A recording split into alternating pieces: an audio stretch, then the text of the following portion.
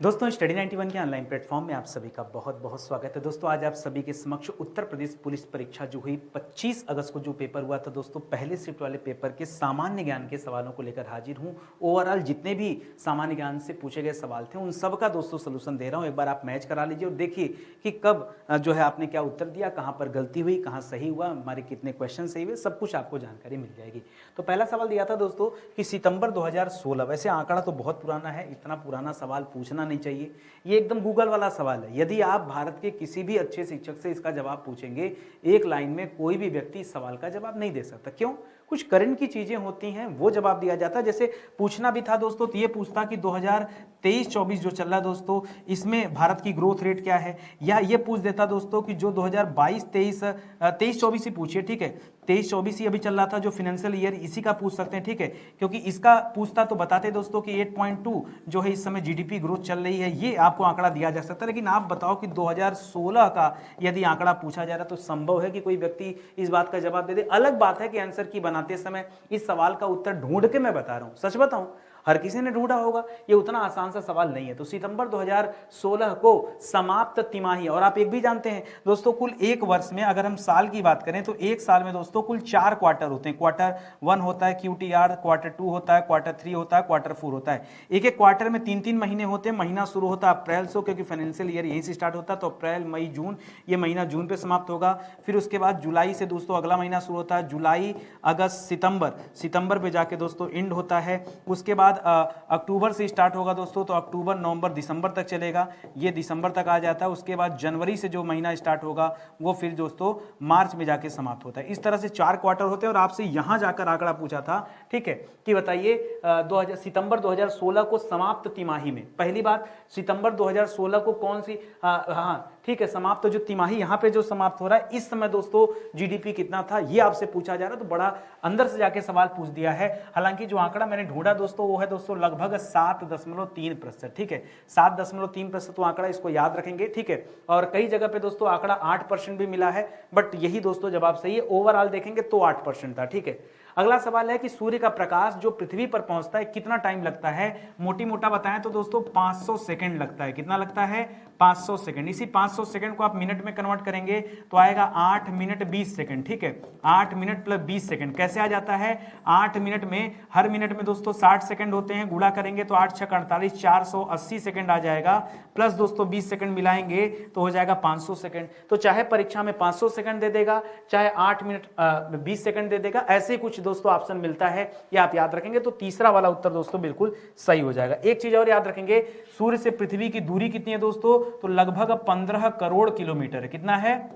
लगभग 15 करोड़ किलोमीटर दोस्तों दूरी है। किसकी दोस्तों? सूर्य से पृथ्वी की जो दूरी है वो मैं बता रहा हूं दोस्तों, इसको आप याद रखेंगे, ठीक है। जुग सहस्त्र जोजन पर भानु लिल्योताई मधुर फल जानू, हनुमान चालीसा की इस लाइन का अनुवाद करेंगे तो भी दोस्तों दूरी इसी के आसपास निकल कर आएगी। भारतीय संविधान सरकार की संसदीय प्रणाली का प्रावधान करता है। ये संसदीय प्रणाली दोस्तों किस देश से लिया गया, ये आपसे पूछा जा रहा है। हालांकि ये जो संसदीय प्रणाली दोस्तों ये ग्रेट ब्रिटेन से लिया गया, ब्रिटेन, लेकिन परीक्षा में ब्रिटेन ऑप्शन में नहीं है। कभी कभी दोस्तों इंग्लैंड भी दे देता है, इंग्लैंड भी ऑप्शन में नहीं है, तो आप क्या चूज कर सकते हैं यहाँ पर? यूनाइटेड किंगडम चूज सकते हैं। ऑस्ट्रेलिया दोस्तों जवाब तब होता जब प्रस्तावना की भाषा की बात करता। किसकी बात करता? प्रस्तावना की भाषा। ये कहां से लिया गया दोस्तों? यह ऑस्ट्रेलिया के संविधान से लिया गया, याद रखेंगे। कनाडा दोस्तों अलग हो जाएगा, संघ शक्ति की बात करता, संघ शक्ति की बात करता, तब दोस्तों आप कनाडा कहते हैं। और मूल अधिकार की बात करता, मूल अधिकार की बात करता, तब दोस्तों आप अमेरिका बताते, ठीक है। सब थोड़ा थोड़ा याद रखो, कहीं से कुछ भी आ सकता है। एमपीसी का फुल फॉर्म पूछा था दोस्तों, मनी पॉलिसी कमेटी नहीं दोस्तों, मॉनेटरी प्राइस कमेटी भी नहीं, मेकिंग प्राइस कमेटी नहीं, इसका फुल फॉर्म होता है मॉनेटरी पॉलिसी कमेटी। क्या होता है? Monetary policy committee. इसे रेगुलेट दोस्तों कौन करता है? इसे रेगुलेट कौन करता है? तो इसे रेगुलेट करता है हमारा आरबीआई। कौन करता है? रिजर्व बैंक ऑफ इंडिया, ये रेगुलेट करती है, आप याद रखेंगे। विनय पिटक जो पुस्तक है ये किससे संबंधित आप सभी जानते हैं दोस्तों, बौद्ध संघ की बात करेंगे तो इसमें 3 पिटक के बारे में आपको मिलता है। एक तो मिलता है दोस्तों विनय पिटक, एक मिलता है दोस्तों सुत्त पिटक, और एक मिलता है दोस्तों अभिधम्म पिटक। क्या मिलता है? अभिधम्म, अभिधम्म पिटक, ये 3 प्रकार के पिटक होते हैं, तो याद रखेंगे यहाँ बौद्ध संघ से जुड़ा हुआ है। करा जीडीपी डेटा की जो गणना है उसे कौन जारी करता है, तो इसे कौन सा भारतीय संगठन जारी करता है, तो वित्त मंत्रालय नहीं दोस्तों, सेबी भी नहीं जारी करता। सेबी का फुल फॉर्म होता है security and exchange board of India, ठीक है। यहाँ एनएसओ जारी करता है, पहले इसी को सीएसओ कहा जाता था, अब इसे एनएसओ कहा जाता है, नेशनल स्टैटिस्टिकल ऑफिस, ठीक है, ऑफिस कहिएगा, ठीक है, ऑर्गेनाइजेशन मत बोलिएगा। पहले सीएसओ था, बाद में दोस्तों एनएसओ हो गया, यही करता है। एक एनएसएसओ का नाम सुना होगा, वो सैंपलिंग वाला है, ठीक है, वो सैंपलिंग मतलब डेटा इकट्ठा करने का काम करता है। कौन सा रूसी लेखक मनोवैज्ञानिक उपन्यास क्राइम एंड पनिशमेंट लिखा है दोस्तों, क्या लियो टॉल्स्टॉय ने लिखा है, नहीं दोस्तों। एंटोनियो चेखोव ने लिखा है क्या, नहीं, इसे लिखा है फ्योदोर दोस्तोयेव्स्की ने लिखा है दोस्तों। तो याद रखेंगे ऑप्शन नंबर 3। थोड़ा सा डिफिकल्ट सवाल है, भी जो बुक्स वगैरह के बारे में पढ़ा होगा वही जवाब दे सकता है। लाओस की राजधानी क्या है, काठमांडू, तो बिल्कुल नहीं। काठमांडू जो दोस्तों नेपाल की राजधानी है, तो ये जवाब होगा नहीं। मस्कट दोस्तों किसकी राजधानी है, तो ये ओमान की राजधानी, इसलिए भी जवाब नहीं होगा। लीमा भी दोस्तों जवाब नहीं होगा, क्योंकि यह पेरू की राजधानी है। तो जो सही उत्तर है वह दोस्तों वियंतियाने, क्या है, वियंतियाने। इसी तरह का एक नाम और है, लेकिन वो देश का नाम है, वह देश है दोस्तों वियतनाम। वियतनाम पूछता तो वियतनाम की राजधानी कहां पर, हनोई राजधानी है। कहां राजधानी दोस्तों, इसकी राजधानी हनोई है, ये आप याद रखेंगे, ठीक है। ये वियंतियाने की बात कर रहा, वियंतियाने दोस्तों लाओस की राजधानी है, ये आप याद रखेंगे। अच्छा सवाल है, कह रहा है कौन सा संगठन राष्ट्रों में सुचारू और पूर्वानुमानित व्यापार के लिए जिम्मेदार है। देखिए कहीं भी व्यापार की बात आए तो आप WTO जवाब दीजिए। अंतरराष्ट्रीय निपटान बैंक, ये बिल्कुल गलत जवाब है। IMF दोस्तों, IMF और वर्ल्ड बैंक के बारे में कल ही बताया था कि IMF दोस्तों पैसे तब देती है जब आपका जो व्यापार घाटा आ जाता है उसको बैलेंस करने के लिए, और विश्व बैंक डेवलपमेंट के लिए पैसा देती है, ये भी मैं आपको समझा चुका हूं। अगला सवाल दे रहा कि भारत में मोबाइल फोन पर GST दर क्या दोस्तों, क्या 5% है, नहीं। 12% है, नहीं। 18% दोस्तों GST दर, आप याद रखेंगे। मोबाइल फोन पर जो GST है वो 18, 28 केवल लग्जरियस गुड पर GST लगती है, आप याद रखेंगे। GST परिषद में कुल कितने सदस्य होते हैं, क्या 30 सदस्य होते हैं, नहीं दोस्तों, यहां होते हैं कुल 33 सदस्य, जिसमें से 31 सदस्य कहां से होते हैं, राज्य से होते हैं, और 2 सदस्य जो होते हैं दोस्तों इस संघ यानी केंद्र से होते हैं, ये भी आप याद रखेगा, ठीक है। बाकी 40 और 25 ये भी जो दोस्तों बिल्कुल गलत जवाब है, तो बी आपका उत्तर हो जाएगा। अनुसंधान का पहला चरण क्या है, अगर आप कुछ भी दोस्तों रिसर्च कर रहे हैं तो उसमें पहला स्टेप क्या होता है, पहला स्टेप होता है दोस्तों समस्या की पहचान करना, फिर उसको क्लासिफाइड करना, उसके बाद दोस्तों आंकड़े एकत्रित करना, फिर आप आगे और भी काम करेंगे। तो पहला है समस्या की पहचान करना, तो ऑप्शन नंबर सी जो है इस सवाल का सही जवाब है। कर 18 साल से कम आयु के जो व्यक्ति हैं उनके जो सभी मानवाधिकार वो क्या कहलाते हैं, क्योंकि पहले ही बता दिया दोस्तों कि 18 साल से कम है तो उसे कहा जाता है चाइल्ड राइट या फिर बाल अधिकार कहा जाता है। विशेष अधिकार का कोई मतलब नहीं, कानूनी अधिकार और मानवाधिकार का कोई लेना देना नहीं है। सूक्ष्म सिंचाई दोस्तों कब शुरू किया गया था, तो मार्च 2004, बिल्कुल नहीं, जनवरी 2004 नहीं, इसे शुरू किया गया था जनवरी 2006 में। तो आप याद रखेंगे सूक्ष्म सिंचाई योजना, ये कब आया था दोस्तों, राष्ट्रीय सूक्ष्म सिंचाई योजना इसे कहा जाता था, ठीक है। तो ये शुरू हुआ था जनवरी 2006 में। करा सोशल मीडिया पर TBT का मतलब क्या होता है बताइए, TBT का फुल फॉर्म क्या दोस्तों, करा ट्रू ब्लू ट्यूसडे कहा जाता है, नहीं, टुडेज बेस्ट थिंग कहा जाता है, इसे थ्रोबैक थर्सडे कहा जाता है। क्या कहा जाता है, थ्रोबैक थर्सडे कहा जाता है। थ्रोबैक थर्सडे में क्या होता है दोस्तों, जब आप अपनी कोई बहुत पुरानी, जब कोई पुरानी क्या करते हैं दोस्तों, कोई इमेज कोई वीडियो आप साझा करते हैं, इमेज या कोई वीडियो क्या करते हैं, शेयर करते हैं, तो उसी को क्या कहा जाता है दोस्तों, थ्रोबैक थर्सडे कहा जाता है। ये आप याद रखेंगे। तो ऑप्शन नंबर 3 दोस्तों आप चूज कीजिएगा, बहुत अच्छा सा सवाल है। कह रहा है कि CRISPR Cas9 ये जो टेक्नोलॉजी दोस्तों किसके लिए यूज किया जाता है दोस्तों, तो इसमें जीन का एडिटिंग किया जाता है। क्या किया जाता है, जो हमारे शरीर में जीन्स वगैरह पाए जाते हैं उनमें दोस्तों एडिटिंग किया जाता है। बैक्टीरिया के जीन में भी दोस्तों एडिट करके उसे अपने यूजफुल बनाया जाता है, ये आप याद रखेंगे। तो ऑप्शन नंबर 1 जो है ये सही जवाब है। राष्ट्रीय समुद्री दिवस जो मनाया गया उसका थीम आपसे पूछा था, तो इसका थीम है दोस्तों भविष्य को नेविगेट करना सुरक्षा से पहले, navigating the future safety first, ये दोस्तों थीम था, आप याद रखेंगे। अगला सवाल है कि पूर्व परीक्षण या फिर पूर्व विचारण सम्मेलन का मुख्य लक्ष्य क्या है बताना था। कह रहा जूरी का चयन करना, नहीं दोस्तों, इसका मुख्य लक्ष्य है परीक्षण की तैयारी और निपटान विकल्पों पर चर्चा करना, ठीक है। यहाँ पर बहुत सारे बच्चों ने अंतिम फैसले पर जवाब दिया है, बिल्कुल जवाब गलत है, ठीक है। आपने सवाल ये भी पूछ सकता है कि अंतरराष्ट्रीय न्यायालय कहां पर स्थित है, तो क्या बताएंगे, नीदरलैंड में एक जगह है द हेग, वहां पर दोस्तों स्थित है, याद रखेंगे। करा कि सोशल मीडिया जैसे इलेक्ट्रॉनिक साधनों या तरीकों के उपयोग के माध्यम से डराने, धमकाने, उत्पीड़न करने, बदनाम करने या अन्य किसी प्रकार के मानसिक पतन का कार्य क्या कहलाता है? क्या इसे क्रिप्टो जैकिंग कहते हैं? नहीं, ऐसा कुछ नहीं दोस्तों। क्या इसे पहचान चोरी कहते हैं? ये भी नहीं है। क्रेडिट कार्ड धोखाधड़ी दोस्तों, इसे साइबर क्राइम कहा जाता है।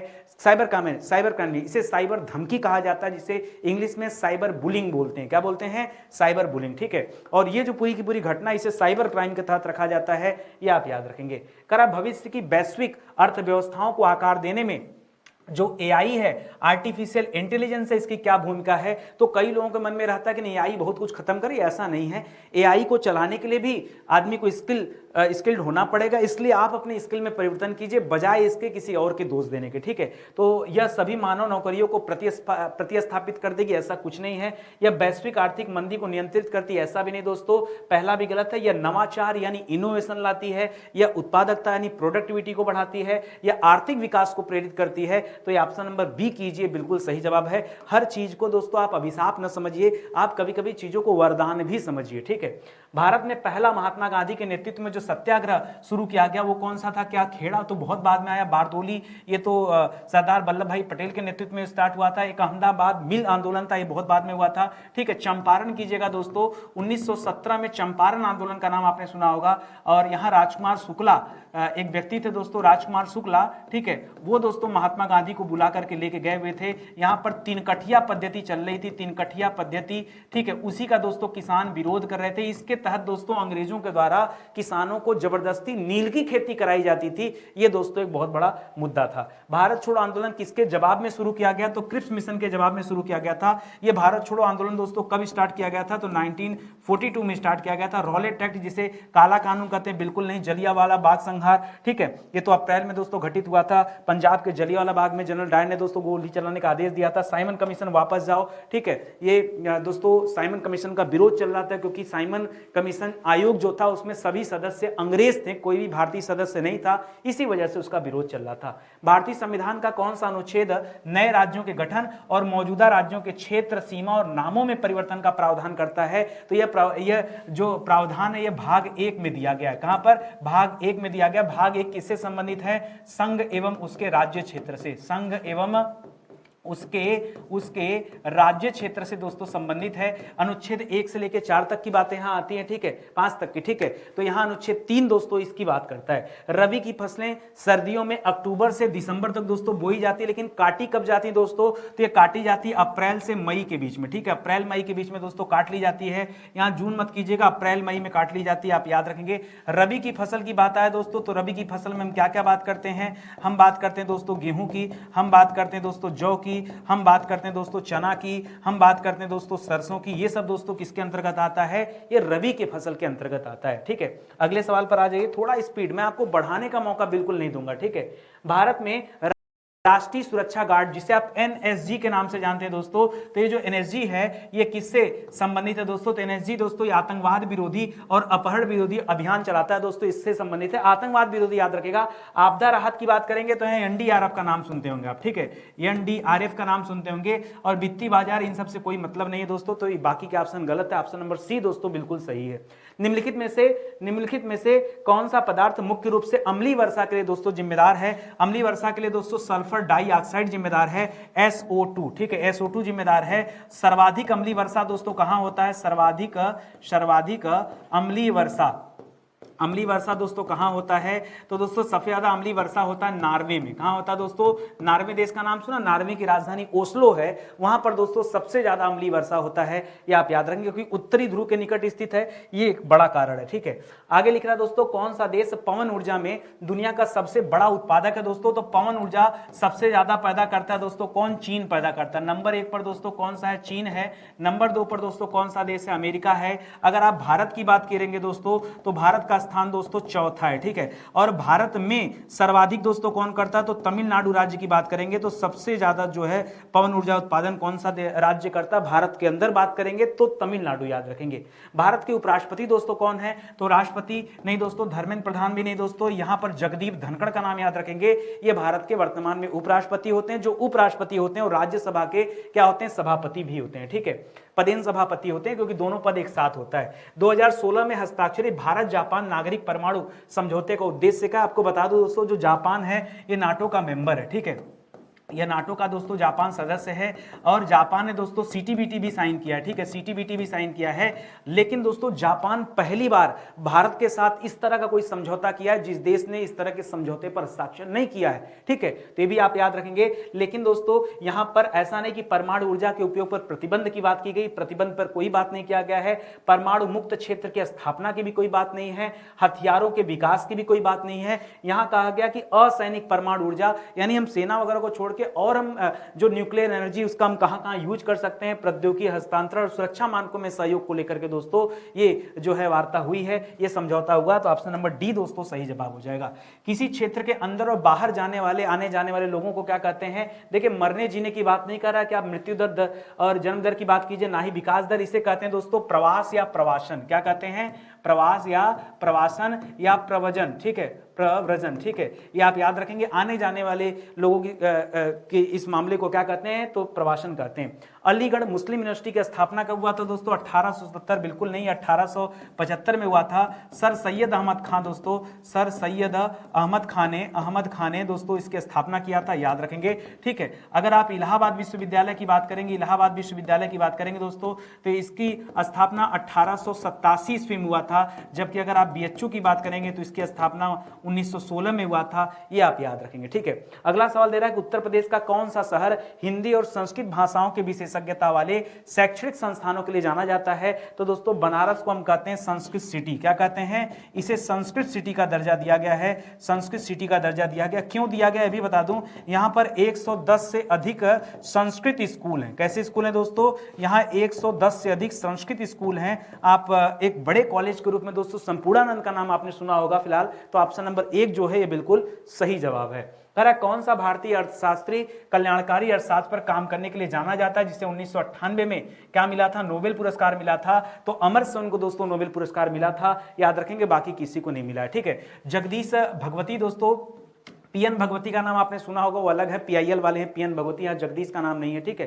कह रहा जेन आयर, इसके लेखक कौन दोस्तों? एमिली ब्रांटे हैं? नहीं दोस्तों। जॉर्ज एलियट भी नहीं, एमिली ब्रांटे भी नहीं। इसके लेखक का नाम है दोस्तों शार्लेट ब्रांटे, नाम है शार्लेट ब्रांटे, ठीक है। इंग्लिश में पढ़िएगा दोस्तों, ये है, ठीक है, शार्लेट ब्रांटे है। तो ऑप्शन नंबर डी सही हो जाएगा। ट्विटर क्या है दोस्तों? बहुत सारे बच्चों ने इसका गलत जवाब दिया है। क्या ये कोई ईमेल वाला प्लेटफॉर्म है? नहीं। या कोई, अच्छा, ज्यादातर लोगों ने चैट प्लेटफॉर्म कहा। लोगों ने कहा कि हम अपने अपने विचार साझा करते, तो लोगों को लगा चैट प्लेटफॉर्म है। नहीं दोस्तों, ये कोई ओटीपी प्लेटफॉर्म नहीं है, यह एक तरह का एसएमएस प्लेटफॉर्म है, ठीक है, शार्ट मैसेजिंग सर्विस, ठीक है। ये एक तरह का एसएमएस, जब इसकी स्थापना भी हुआ था दोस्तों, तब भी ये एक तरह का एसएमएस प्लेटफॉर्म था। ये आप याद रखेंगे। बहुत सारे बच्चों ने दोस्तों यहां गलत जवाब दिया है। लिपु लेक दर्रा दोस्तों एक किस देश के बीच में स्थित है? तो चीन नहीं दोस्तों, पाकिस्तान में नहीं, बांग्लादेश भी नहीं, नेपाल भारत के बीच में स्थित है। और लिपु लेक दर्रे को लेकर के दोस्तों नेपाल कई बार दोस्तों अपने मैप में उसे दिखाता है, जिसको लेकर के बहुत बार भारत ने आपत्ति दर्ज किया। हाँ, इस दर्रे के माध्यम से आप नेपाल होते हुए, तिब्बत के मार्ग से होते हुए आप चीन जा सकते हैं, वो अलग बात है। लेकिन नेपाल और भारत के बीच में लिपु लेक दर्रा है। बाकी माना दर्रा, नीति दर्रा, लिपु लेक दर्रा, तीनों दर्रे दोस्तों उत्तराखंड में स्थित है, ठीक है। कौन कौन से?